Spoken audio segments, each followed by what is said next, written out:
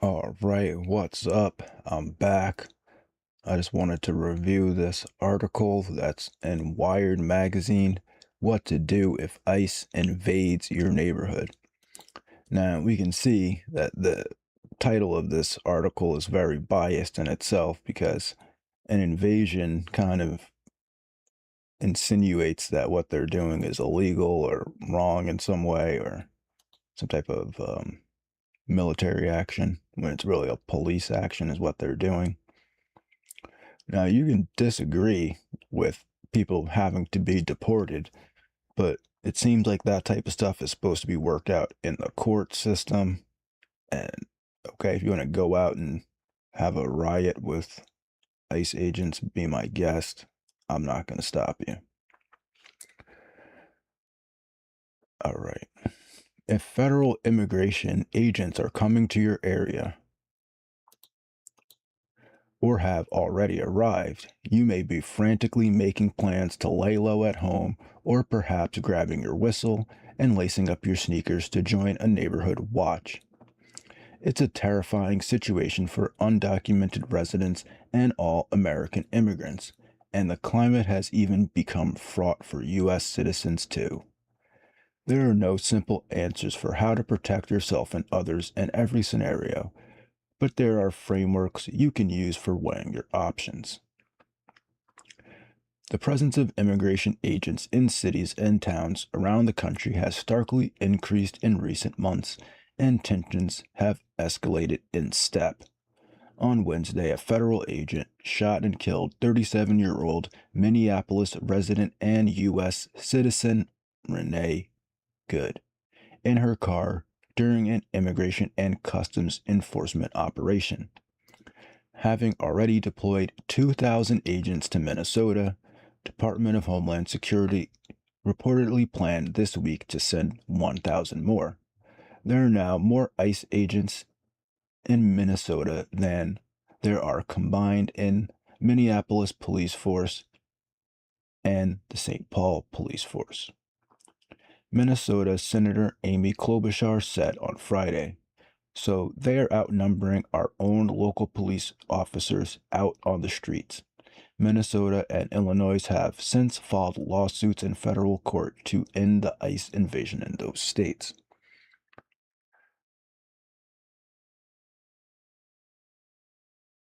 Okay, we know what happened. Yes, the number of ICE agents. All right, pause. Problems have persisted for years with ICE and CBP actions, including arrest and detentions that accidentally ensnare U.S. citizens and other documented residents. Additionally, the agency's operations have a history of aggression and mistreatment in dealing with suspects. Immigration infractions are typically civil, not criminal offenses. Over the last year, though, the Department of Homeland Security's budget for immigration enforcement has expanded substantially at the same time that the public unrest about the activity has grown. The result is a charged climate which standard interactions can quickly and dangerously escalate. Okay, yes, we know all that. So what are you supposed to do about it? Is that it? Okay. In the past, we would encourage people to exercise your right to protest or record video to document. The National Immigration Law Center's Whitlock says. We always talked about risk assessment and how some people are more vulnerable than others, but now is not just risk of arrest at a protest, it's risk of physical harm. I don't think we fully anticipated how ICE and CBP would ignore and violate people's constitutional rights. Okay. Plan ahead. Depending on your situation, you should make a plan in case you end up interacting with immigration enforcement while out and about. In its online guidance, the nonprofit National Immigrant Justice Center says individuals and communities can create a safety plan to help be best prepared in case ICE operatives arise in such area. Such a plan can involve identifying trusted family members or friends or colleagues who can act as emergency contacts for people who could be the target of federal immigration actions or anyone who could come into contact with agents. Memorize their phone numbers and all that stuff. Okay. If you know you are at specific risk of deportation, you may consider additional steps. 2. Related to establishing an emergency guardian for children and power of attorney for yourself. So here's where they're insinuating that U.S. citizens are also going to get deported. Given that U.S. citizens are not safe from violence, well, if you're attacking the police, you're not safe from violence, or arrest at the hands of federal immigration agents, immigrants with an established status, visa, or permanent residency are potentially at even higher risk if they participate in community safety efforts or other activities that put them near immigration agents.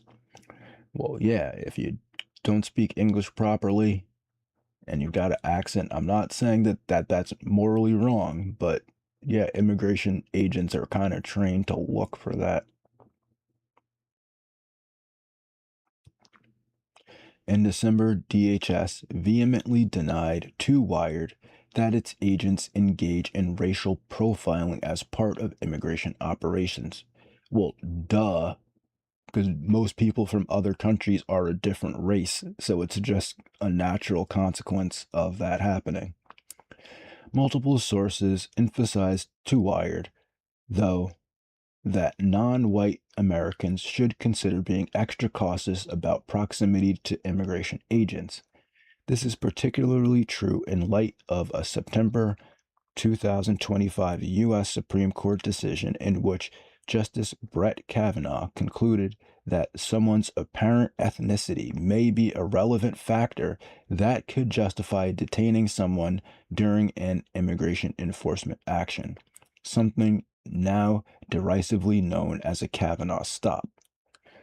Okay, look, I'm against like stop and frisk stuff, but they're cops and yeah, they racially profile people. Just get over it. Just get used to it. That's what they do. They racially profile white people too. Like if you're a white person in a black low income neighborhood, you can be arrested too just for being there. In New Jersey, they have specific laws, specific racially based laws that are against white people being in black neighborhoods, and you can actually be arrested as a white person just for being in a black neighborhood like Newark. Like I've had it happen to my friends. So that's how the cops work. They just because they know the people in the neighborhood, and you don't seem like you're from the neighborhood. It's part of their job. It sucks. It really does. It's annoying, but all this stuff is just part of their job. You can't always anticipate when you might encounter federal agents, of course, but people who could specifically be the target of an immigration enforcement action should consider taking extra digital precautions if they can. Is this like a link? Hold on. What are these digital precautions? How to set up and use a burner phone. Oh, so that's what they're teaching the undocumented immigrants? How to set up a burner phone? Wait, now I gotta click on this one too. This is what Wired is doing? Okay, how to protect yourself in age of surveillance. I'm down with that. I am down. Well, this is all about Nicole Good. Jeez, how many articles did they pump out about her already?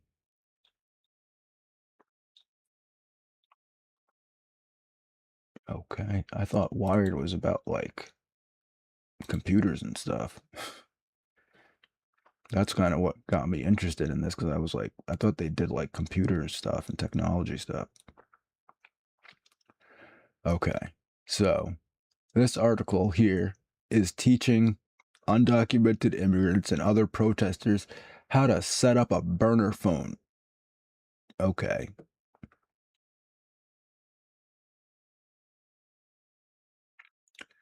Looking broadly, sources told Wired that political polarization and rising tensions across the U.S. are key contexts in assessing political risk. It is no longer officer friendly out here, Whitlock says. This is not to give any excuse, but I can imagine there is a mindset within the field, ICE agents and CBP, where they really do think they're under attack and being threatened, and no one is above the law. But I think it's important for people to understand that there are going to be limited forms of trying to hold these officers accountable in practice. Okay. If you find yourself witnessing an immigration enforcement action, there are some things to keep in mind if you want to stick around. The goal is to be an observer and to document what is happening, says Nathan Pino of the Immigrant Legal Resource Center. The goal is not to try to intervene in the law enforcement action. See, okay, I agree with that. Training materials from Siembra, North Carolina, a North Carolina based grassroots organization working to defend its local communities from exploitation, say that the priority when ICE is present is letting agents know they are being observed and reminding people of their right to remain silent while de escalating whenever possible and promoting safety. That doesn't mean yelling at the ICE officers or doing like thug life like poses on them. The group advises that if ICE operatives are conducting an arrest or traffic stop, responders should try to approach within their line of sight and no, don't approach them at all. Please. Please, protesters, like we already saw what happened. Just don't approach these guys. They're under high stress, they're under high pressure, and they're armed. The monitoring, the recording, I'm totally down with all that from a safe distance. Recording what they're doing, documenting their names, their car numbers, all that type of stuff. Totally down with that. But approaching and arresting when he's already in the process of arresting someone, do not do that. Please do not do that. Please, pretty please. You can also report immigration enforcement sightings in many areas without getting involved by calling a local ICE watch tip line. Many immigration advocacy and human rights groups suggest using the SALUTE acronym to guide the information you give these reports. How many agents do you see? What are they doing? Has anyone been detained? Location? Where did you see them? And what direction are they heading in? What types of officers are they? Or what words or markings can you see on their uniform? Time. What time was the sighting? Make reports as quickly as possible. Equipment. What do the agents have with them, such as weapons, vehicles, crowd control methods, and other details? Filming ICE behavior can let agents know they're being watched, potentially creating some accountability for their actions, as well as a digital evidence trail for any cases or proceedings that may occur at a later date. When interacting with federal agents as part of a group effort responding to ICE, Siembra NC recommends identifying yourself as a volunteer and asking agents who they are, what they are doing, and what agency they work for. Then you can state that you will remain present to observe while also recording any models of vehicles, license plates, and operatives at the scene.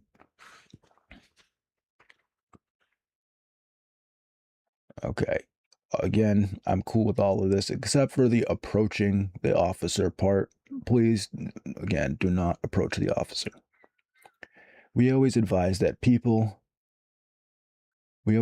people that if the law enforcement officer that you are filming tells you to step back, you should step back and you should say it out loud. I'm stepping back. I'm stepping back.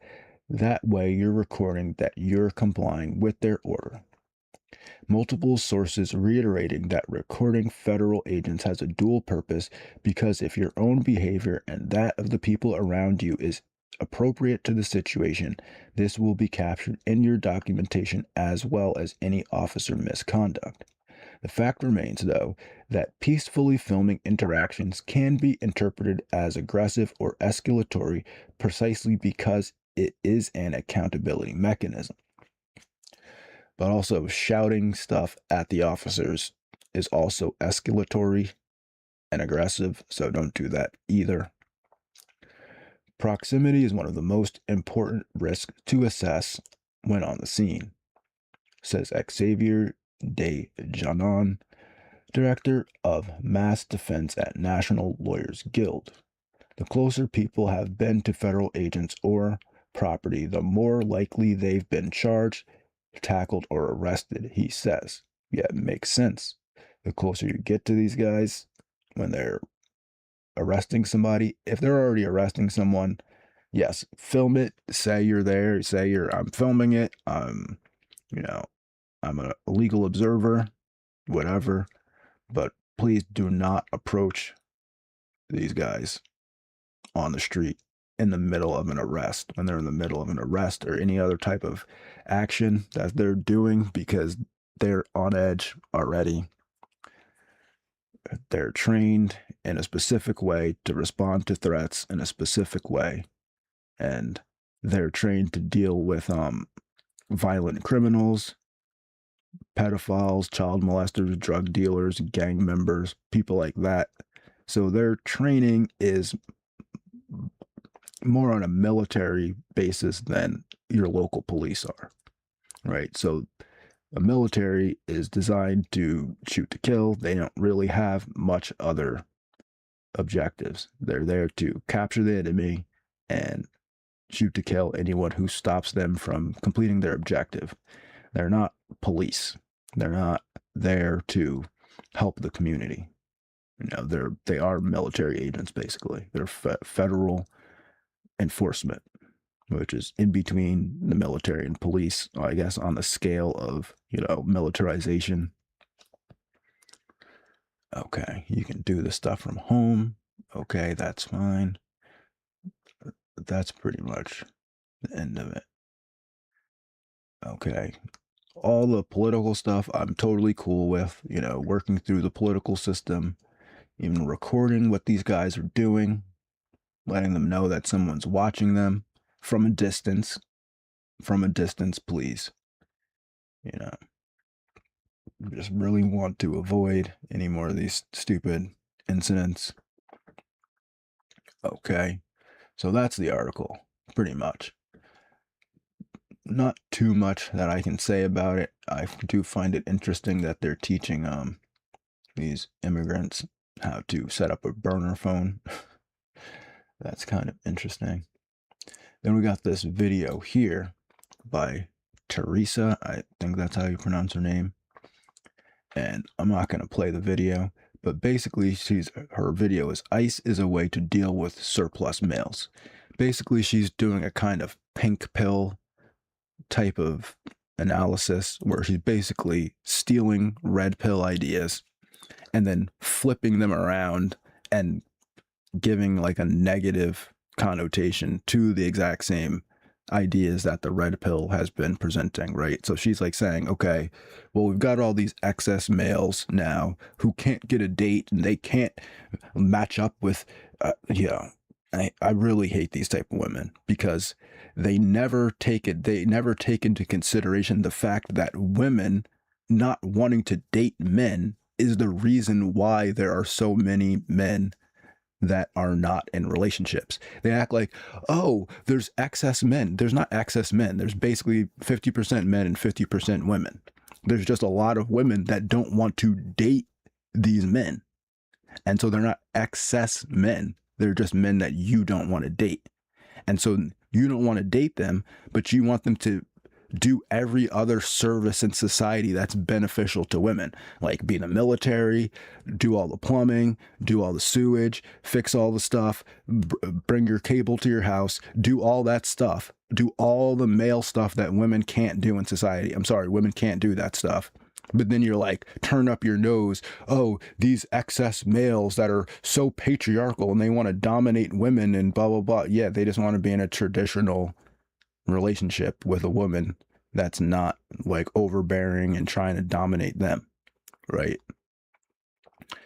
And so she's going into this whole thing, and you can see that this is what's coming. The left is trying to psychologize the right, which they always have done, the whole authoritarian personality and stuff. They're just bringing that with this kind of like pink pill analysis, which is just a reversal of the red pill analysis, right? Where the red pill says, yeah, okay, there's excess men. And so if we can deport a bunch of the foreign men from the country, then that will be beneficial for the men that are from the country. And then she flips around and goes, oh, they're acting out their socio-sexual desires onto society. It's like, bruh, a guy wanting to get a date, I guess you could like go full Freud and be like, yes, he's acting out his socio-sexual subconscious desires onto society to dominate women because he's trying to get a date. Right? And he's not like gay or freaking like a subby guy or like some cuck guy. Right? So then they're taking your natural desire or proclivity to be in a traditional relationship, like a male dominant traditional relationship, a patriarchal relationship, and then pathologizing that into this negative, oh my God, you want to bring a woman to your house and feed her and take care of her and give her clothes and pay for her stuff and then possibly have children with her. Oh my God, you're insane. You guys are insane. You might as well be Nazis, right? And then to suggest, like, this is what gets me the most, right? That she's trying to suggest that the guys that are in ICE are not getting laid. like those are the guy, the incel, like can't look max, can't get a date guy that's like out of shape or whatever, or he's like has some type of neurodivergence or some other thing, right? Like those are the guys that are in ICE, right? Like all of ICE, all their dicks are just dry as fuck, right? Like that's what I'm imagining when I look at the ICE agents. I'm like, yeah, none of these guys have never been laid. Like some of these guys are like 40 years old. They must all be virgins, right? That's why they joined ICE, to act out their socio-sexual dominance fantasies on illegal immigrants, on male illegal immigrants, right? Like you got to come up with better stuff than this. Like you really do. Like it's like you're basically just saying that it's like the Handmaid's Tale, that ICE is the Handmaid's Tale. And it's so ridiculous. And they're really trying to push this stuff. I mean, look how many hashtags she has down there. Immigration reform, masculinity, patriarchy, dating standards. Like you're really trying to get on the algorithm, aren't you? You're really trying to get into the algorithm. But it's ridiculous.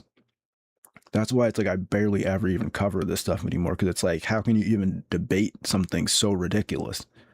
Like the ICE agents aren't getting laid, and that's why they're out there acting out their socio-sexual dominance fantasies on the population. And this is what happens when you get excess males. Yeah, where do the excess males come from? The quote-unquote excess males. They're not really excess. Maybe it's because you're out here promoting feminism and telling women that being married is a negative for society, that bringing in foreign males is better for society than to actually try to interact and take into consideration the desires, wants, and needs of the males from your own society. And then you're wondering why they want to get rid of the immigrant males that are apparently stealing money from the men in the society, the same money that you're claiming that they don't have to be able to afford to date you. The illogic is astounding. It's almost too much to comprehend. It's almost too much to even go through, because you have to be like retarded to even understand the logic that they're trying to present here. Right? Let's try to follow the logic, right?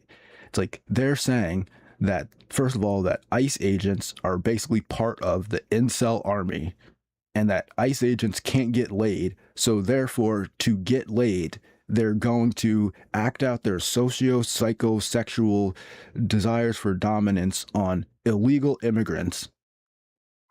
that are scamming the country for money, right? So that's one. It doesn't have anything to do with the illegal immigrants scamming the country for money. It's all just these ICE agents wanting to act out their socio-sexual dominance on society. First of all, I have to accept that these ICE agents aren't getting laid, too. And then I also have to accept that it has nothing to do with the actual situation of illegal immigrants scamming the country, right? It's ridiculous, right? When you actually just think about it for like 2 seconds. And then they're saying that the reason why there's so many excess males is because they can't afford a wife. And then when the males are saying, hey, we don't want to be scammed by foreign immigrants coming in and taking our money and then spending it on themselves and sending it back to their country or whatever, their origin country, we'd have more money in our pocket so that we could date some of the resident women in our country. So it's like, they're like, look, you guys are all poor and broke, and that's why women don't want to date you. Send all your money to these immigrants that we're going to fight tooth and nail to keep in this country. And then when you try to remove them, we're going to accuse you of being basically a rapist for trying to remove illegal immigrant males from the country. Just stop it. Just fucking stop it. All right?